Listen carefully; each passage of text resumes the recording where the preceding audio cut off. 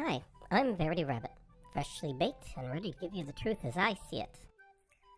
So, Steven Spielberg has finally come back to the land of directing tween adventures since 1991's Hook. Yes, I know he also directed BFG, Warhorse, and The Adventures of Tintin in between that time. But can you really count those since no one really ever saw them? Kind of like a tree falling in the woods. And AI and the Jurassic Park movies were not kid films. Unless you count Saw as a kid film, too. I mean, in the first Jurassic Park, it had limbs flying everywhere. And that one teeny lawyer dude got ripped apart in front of our eyes by the T-Rex. So anyway, Steven's children's film directorial debut in 27 years, and the world has sorely missed him. In the entire time he's been gone, the kids have been inundated with superhero worship films, or the bad novelizations of goofy fantasy adventure romance novels for tween girls. But I have to admit, the fact that Twilight struck a chord in so many tweens and adult girls was an amazing story in itself. Just have to say, we really miss you, John Hughes. But has time passed too much for Steven to stay in touch with the youngsters market? In the time in between, he was creating kids' films like Gangbusters. This demographic has been influenced by Game Boys, iPods, smartphones, iPads, VR that doesn't suck, Janet Jackson Booby at the Super Bowl, and gender fluidity. Has the culture changed so much that maybe he won't be able to bring in hits like Hook and The Goonies, which he wrote? Or maybe even worse, they won't be recognizable anymore. His latest fare is Ready Player One, a novel-turned-film that stars Ty Sheridan as Parzival, a 3D avatar. Olivia Cooke as Artemis. She has the E turned into a 3 so it's backward and all hip futury-like. And Ben Mendelsohn as another tall white guy as an evil dude. I think he was the same tall white guy as an evil dude in Rogue One. Oh, and Simon Pegg was in there, sporting the goofiest American accent. The story takes place in a far, far distant future where people are tired of living their own reality and nursing themselves using a virtual screen that they are connected to 24/7, using it as a means of financial, social, romantical, and even spiritual fulfillment as they have abandoned their real lives and been truly connected to this screen, while the real world fades to ruin. Okay. But this has a cool VR headset. Whoa, cool. And in this world, anything you can imagine you can make. So let's say I wanted to control a 70-foot tall Jessica Rabbit wearing a slave Leia outfit. I could actually do that. Best video game ever. The world's virtual world is called the Oasis. I'm pretty sure it was named in tribute to the Gallagher brothers, considering all the music in here from every other generation but the main demographics. I didn't really understand why Spielberg filled the movie with 80s songs and references that the target audience have never in their young lives heard. In addition, how do any of the characters know any of the references? Your average kid that is allowed to do anything in this world is not going to be spending his time listening to Joan Jett or sitting down for 2 hours to watch The Shining. He's going to be spending every second he can trying to make out with a virtual Harley Quinn. Now, getting to the story. So Parzival lives with his aunt and one of her many nasty boyfriends in this nasty little trailer shanty where they are stacked one on top of each other. And the opening sequence lets us know that pretty much everyone there can't afford better quality places. Apparently, everyone is playing video games all day.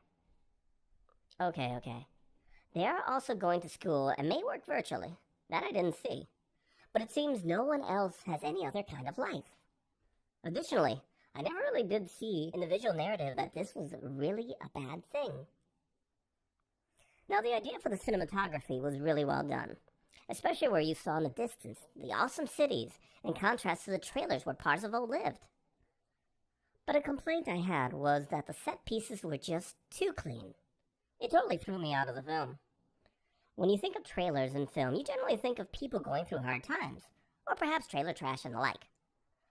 But this had such a strong dichotomy in having weird, nasty-looking trailers and very clean and good-looking, diverse people all getting along and living in a John Lennon utopia. Except for the trashy trailers and garbage thrown everywhere, and perhaps people starving off camera. Kind of like Venezuela about now. In this place, Parzival has his little secret location that kind of looks like the inside of a garbage bin, with garbage bags and loose trash and waste all about him. Hey, did anyone realize that? Sure, you are in the Oasis and everything's great. But you are still sitting amongst dog poops and smelly diapers that have been sitting in the heat for 3 months while you were going on an awesome adventure with let's say, Hulk and Lindsay Lohan. On second thought, maybe I would fit in.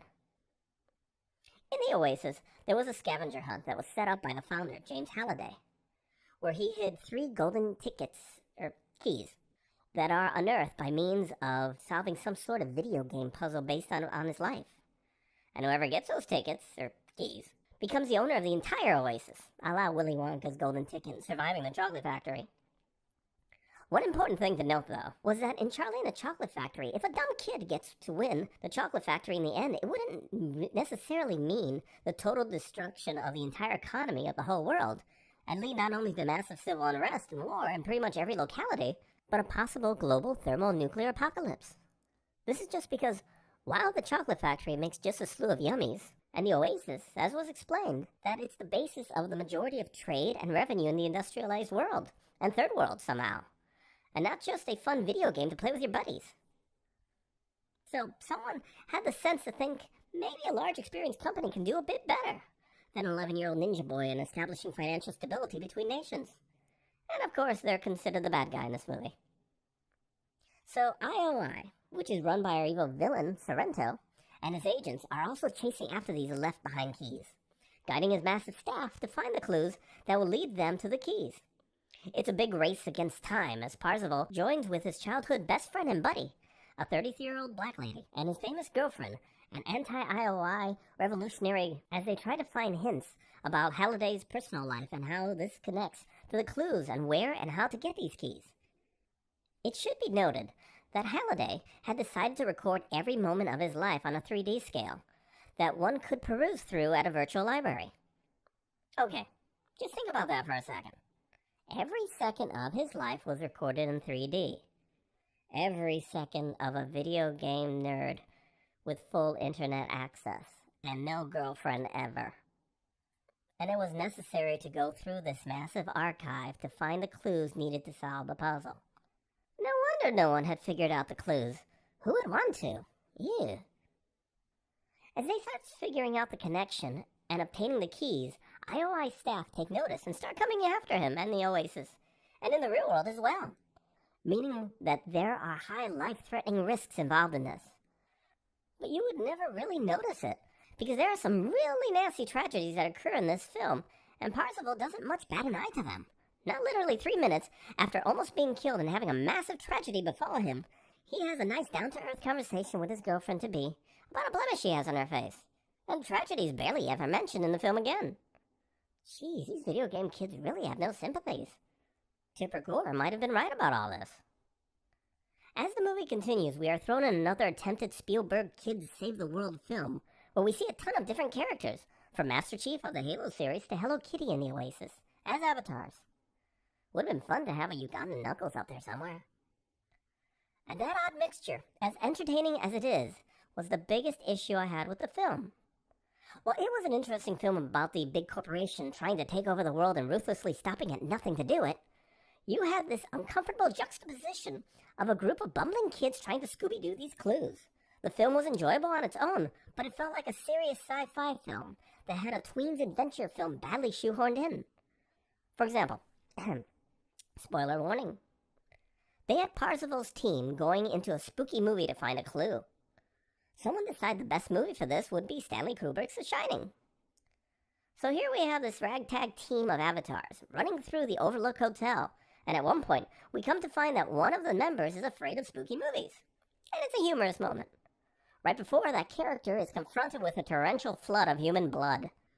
And then a butt-naked witch attacks her with a knife.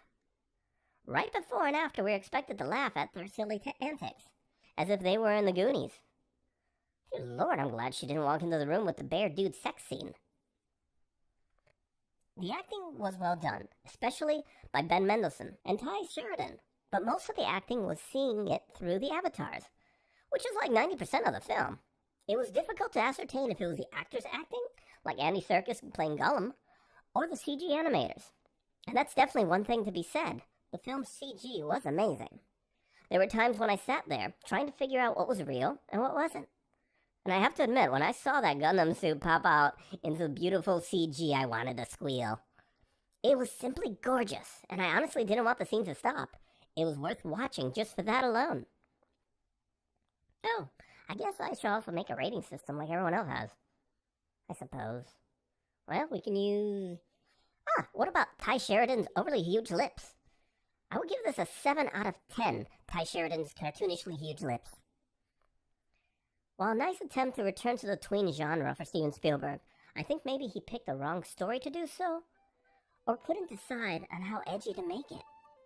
All in all, the film was definitely worth going to the theater for. The visuals alone are amazing.